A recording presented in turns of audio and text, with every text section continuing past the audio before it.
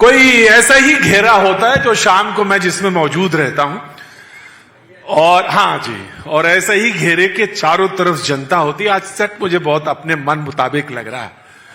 मैं एक सवाल आपसे अगर पूछ लूं इधर आने से पहले, पंडित जी प्रणाम, तो गुस्ताखी ना हो, कुछ इधर के समय में किसने कौन सी मूवी देखी उसका नाम मुझे बताने की जरूरत है। जोर से बता दीजिए, आवाज नहीं आई, जोर से बोलिए। हुजूरे आली, धुरंधर। और धुरंधर में भी वो कौन सा कैरेक्टर है जो आपके दिलो दिमाग में छा गया? नहीं सुनाई पड़ा। जमील जमाली। और जमील जमाली का वो कौन सा डायलॉग है जो आपके दिलो है जी? बच्चा है जी। अब हुजूरे आली अपना तलवार उठाइए जी, थोड़ा सी देर के लिए मेरे लिए खड़े हो जाइए जी। और जो इन्होंने डायलॉग बोला, कौन सा डायलॉग था? बच्चा है जी। मुझे बाइगॉड नहीं पता था धुरंधर से पहले कि मेरे इतने बच्चे हैं। मुझे नहीं पता था। और पता नहीं अब तो पूरी दुनिया में कहां से निकल रहे हैं, किस किस देश से निकल रहे हैं। मैंने इतना ट्रैवल भी नहीं किया जितने बच्चे उभर रहे हैं। By the way Mrs Bedi बैठी हुई, कहां बैठी हुई जरा? ओह प्लीज खड़े हो जाए, प्लीज इनके लिए भी जरा क्लैप कर दीजिए। Thank you ma'am, thank you so much. मेरे दो बच्चे हैं, दोनों इन्हीं से हैं। Thank you so much sir, बैठिए। बहुत बहुत शुक्रिया सर। लोगों ने कहा कि राकेश बेदी जी का कमबैक है। मैं नहीं मानता। ये कब नहीं थे हुजूरे आली, ये थे, मौजूद थे। ये जो है जिंदगी सीरियल याद होगा आपको, भले इसमें से कुछ लोग नहीं पैदा हुए होंगे, लेकिन हम जैसी जनरेशन तो मुझे याद ही है। श्रीमान श्रीमती, और ये हाँ जी, हाँ यस बॉस, और ये उल्टा चश्मा, सब में तो थे। कमबैक नहीं था। दरअसल हम आपने अभी इन्हें पहचाना है। राकेश जी, अब ये जो आने में जो जनता रोकती है आपको, वो तमाशा कैसा लगता है? देखिए लोगों का प्यार तो अच्छा ही लगता है सर। अब प्यार जो है एक्चुअली प्यार सराहना सब पहले भी मिलती थी, लेकिन क्या है कि अभी जब पहले जब फिल्में लगती थी तो एक पोस्टर लगता था दीवारों पर, है ना? दीवार पे एक रोड पे एक पोस्टर लगता था तो लोगों को मालूम पड़ता था ये फिल्म आ रही है। अब ऐसा थोड़ी है, अब तो एक बटन दबता है और करोड़ों लोगों को एक सेकंड में मालूम पड़ जाता है कि ये फिल्म आ रही है। तो क्या ये जो फिल्म जिस जमाने में आई है धुरंधर, अभी मैग्नीट्यूड कितना बढ़ गया, इंस्टाग्राम फलाना सोशल मीडिया, यानी कि एक पूरी दुनिया का रिएक्शन वो बहुत कई गुना मल्टीप्लाई हो गया है। हालांकि ये सक्सेस मुझे चश्मे बदूर के टाइम भी मिली थी, एक दूसरे के लिए टाइम भी मिली थी, और ड्यूरिंग द टाइम ऑफ ये जो है जिंदगी, ये सब मैंने बहुत देखा है, लेकिन इसका मैग्नीट्यूड कई मिलियन ऑफ टाइम बड़ा हो गया है। अब तो रोज ही आपको जाना आना पड़ता रहता होगा, यहां कभी वहां, बिजी ज्यादा? नहीं ऐसा कुछ नहीं है सर। हाँ। मैं हर जगह नहीं जा पाता हूं, लेकिन बस कुछ सिलेक्टेड चीजें होती हैं, जगह होती हैं, जैसे आपकी ये जगह है यहाँ। बहुत बहुत शुक्रिया sir, thank you so much. यह मेरा बहुत ऑनर है कि आप यहाँ हमारे सामने मौजूद है। लेकिन ये इंडस्ट्री ऐसी है कि एक सिक्का चल गया अगर, और अगर आपका समझ गया कि ये कॉमेडी में बेस्ट हैं, तो फिर सिर्फ आप कॉमेडी ही करेंगे और कोई देखने को मौका मिलेगा ही नहीं। जी बिल्कुल। क्या करें अब हमारी इंडस्ट्री में। मैं जब एक आपने अनाउंसमेंट में आपने एक थोड़ी सी गलती थी, मैं एनएसडी से नहीं हूं, मैं एफटीआईआई से हूं। हाँ जी, फिल्म इंस्टीट्यूट जो पूना में है वहां से मैं हूं। मैं एनएसडी नहीं गया था मैं, लेकिन मैं थिएटर बहुत करता हूं, अभी भी करता रहता हूं हमेशा। तो ये अब क्या पूछा, सवाल क्या पूछा आपने? मैंने कहा कि कॉमेडी का लग गया। हाँ, वो एक्चुअली जब शुरू में जब मैं गया था इंडस्ट्री में, तो क्या था कि मेरे जैसे आदमी के लिए कोई जगह नहीं थी। तब हीरो जो था वो 6 फुट 2 इंच का होना चाहिए, विलन जो है वो थोड़ा खूंखार दिखना चाहिए, विलन का चमचा ऐसे दिखना चाहिए, और तो स्टेंसिल कट सारे के सारे कास्टिंग में सब हुआ करते थे। तो मेरे पास एक ही रास्ता था कि मैं कॉमेडी करूं। तो मैंने कॉमेडी के चक्कर में I put my foot into the door, तो ताकि मुझे एंट्री मुझे मिले कॉमेडी में, और मैं वहां से करता रहा। और ऐसा नहीं कि मैं कॉमेडी जबरदस्ती करता था, मुझे ह्यूमर बहुत पसंद है। वो सेंस ऑफ टाइमिंग आपके पास है सर, वो मैंने देखा।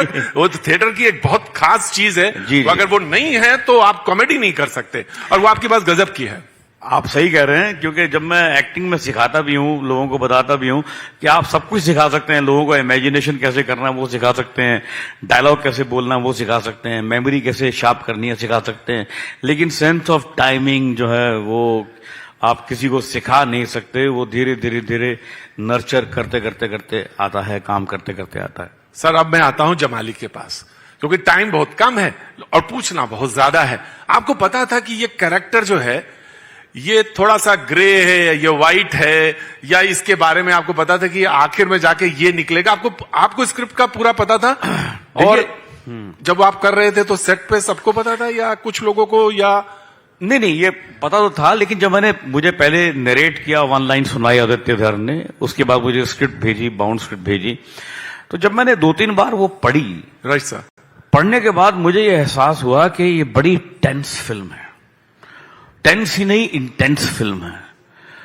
और फिर मुझे ऐसा लगा कि एज एन एक्टर, क्योंकि मेरा कॉमेडी में थोड़ा bend of mind towards humour रहता है, तो मैंने आदित्य को कहा, मैंने कहा मुझे ऐसे पॉकेट्स नजर आ रहे हैं जहां पर हम थोड़ा सा ह्यूमर स्प्रिंकल कर सकते हैं। हाँ।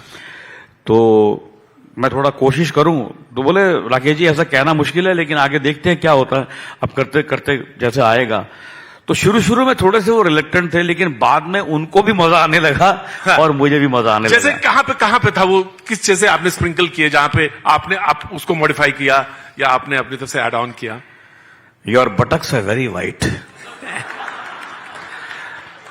अब ये लाइन तो कोई लिख नहीं सकता ना, नहीं लिख सकता। तो जब ये फिल्म हिट हुई तो कुछ लोगों ने कहा कि साहब धुरंधर की स्क्रिप्ट जो है वो पीएमओ से लिखकर आती है। पीएमओ, मैंने कहा बताओ पीएमओ में कौन सा ऐसा आदमी है जो ये लाइन लिख सकता है, your buttocks are very white? ऐसा सोच भी नहीं सकता कोई।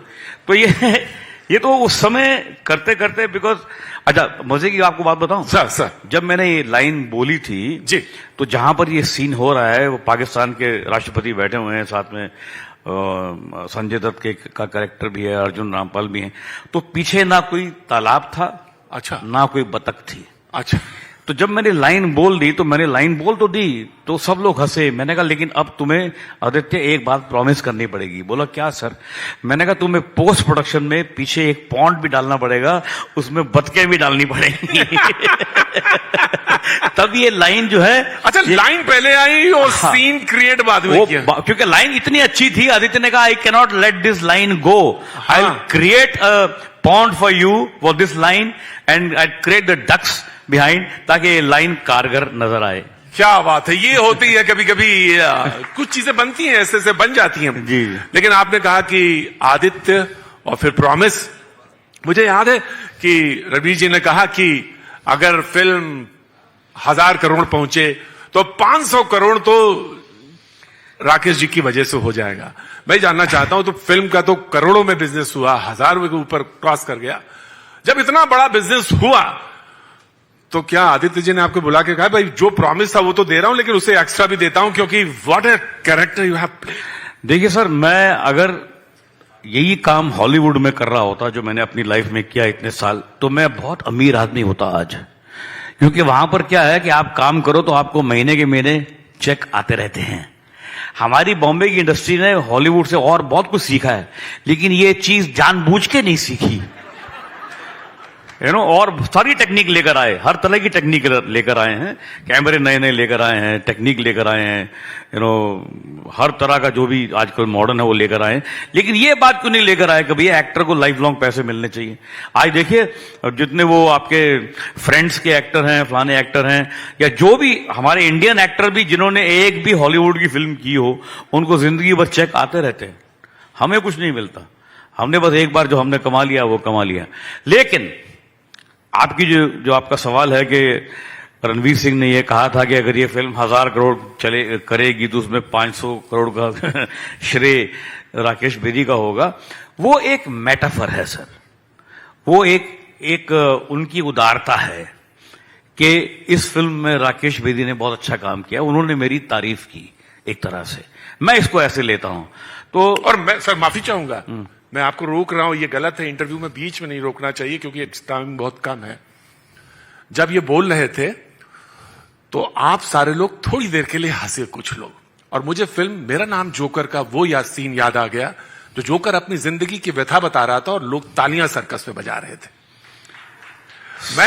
आप कुछ भी कहिए सर, लेकिन मुझे वो लगता है कि एक आर्टिस्ट को कहीं ना कहीं उसको पीड़ा भी तो हुई होगी, कहीं ना कोई तो कुछ पीड़ा होती होगी। आप पीड़ा है, लेकिन अब क्या करें, हमारी इंडस्ट्री इस तरह से चल रही है। अब उसको बहुत लोगों ने बड़ा कुछ चेंज किया, लेकिन ये चेंज नहीं होता है हमारे यहाँ कि भाई एक्टर ने इतना कंट्रीब्यूट किया है तो उसको भी लाइफ लॉन्ग आप तो कमा रहे हैं। देखिए फिल्म एक बार निकल जाती है तो हर रोज कहीं ना कहीं अब धुरंधर जो है वो मतलब ठीक है थिएटर से उतर गई, लेकिन सोशल मीडिया से या नेटफ्लिक्स से या थोड़ी उतरेगी, वो तो पता नहीं कितने हजारों साल और चलेगी। मैं ये फरमाइश आपके पास सीधे रख देता हूं क्योंकि मेरे पास बार बार फरमाइश आ रही है, और फरमाइश ये है कि आपके डायलॉग्स जो हैं वो लोगों को बता दिए जाएं और आप एक बार सुना दें, और उसके बाद फिर मैं आपसे एक बार मैं जरूर गले मिलना चाहूंगा। मैं आपसे आप क्या गले मिलना चाहूंगा, मैं आपसे गले मिलना, हाँ जी, लेकिन वो डायलॉग्स जो हैं देखिए आप सुना दीजिए। गले जितना मर्जी मिलिए, गले पड़िए मत पर। ये देखिए मैंने कहा था सेंस ऑफ टाइमिंग, गले मिलने में गले पड़ने में फर्क होता है। बहुत शुक्रिया, बहुत बहुत शुक्रिया सर। हाँ तो कुछ डायलॉग्स वो कह रहे थे। देखिए मैं डायलॉग सुनाऊंगा, लेकिन उसके पहले अपनी लिखी हुई एक कविता, हाँ, मुझे याद है, पोइट्री आप सुनाते हैं। हाँ, हाँ। तो वो है कि राकेश भाई खड़े हो जाएंगे तो अच्छा लगेगा, कैमरा मैन एडजस्ट कर लेंगे अपने हिसाब से कैमरा। शोर नदी का नहीं आप शार का है, यहां से जो भी सफर है उतार का है। अगर कोई तुमसे कहे कि बच्चा है तू मेरा, अगर कोई तुमसे ये कहे कि तू बच्चा है तू मेरा, उससे बच के रहो, वो आदमी बेकार का है। क्योंकि उससे बड़ा बदमाश आदमी कोई नहीं है, वो कहीं ना कहीं आपकी बजाने वाला है। क्या बात है। तो कविताएं लिखते रहते हैं जी, कविताएं लिखते हैं। एक छोटी सी कविता और। अरे आपने पहले कहा होता तो मैं, क्योंकि मैं थोड़ा सोच लूं। सोच लीजिए। फिल्म का कोई डायलॉग याद आ जाता कभी कभी, नहीं, चलिए प्रॉम्प्ट करना पड़ता। देखिए मेरा गम मुझसे बड़ा हो नहीं सकता, मेरा गम मुझसे बड़ा हो नहीं सकता, मैं हूं तो ये है, वरना इसकी कोई औकात नहीं। बहुत बहुत शुक्रिया सर, थैंक यू। नहीं, और आगे से एक शेर है और भी है इसका, मेरा गम मुझसे बड़ा हो नहीं सकता, मैं हूं तो ये है, वरना इसकी कोई औकात नहीं। हर मसले का हल मैंने ढूंढ लिया है जनाब, हर मसले का हल मैंने ढूंढ लिया है जनाब, मानो तो वो मसला है, वरना तो कोई बात नहीं है। बहुत बहुत शुक्रिया sir, thank you so much, बहुत बहुत शुक्रिया, थैंक यू।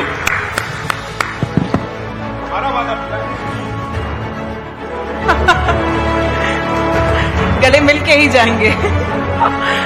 राकेश जी बहुत बहुत शुक्रिया, आपने सिर्फ किरदार नहीं निभाए हैं बल्कि दर्शकों को अनगिनत मुस्कुराहटें भी दी हैं। बहुत शुक्रिया सर आपका।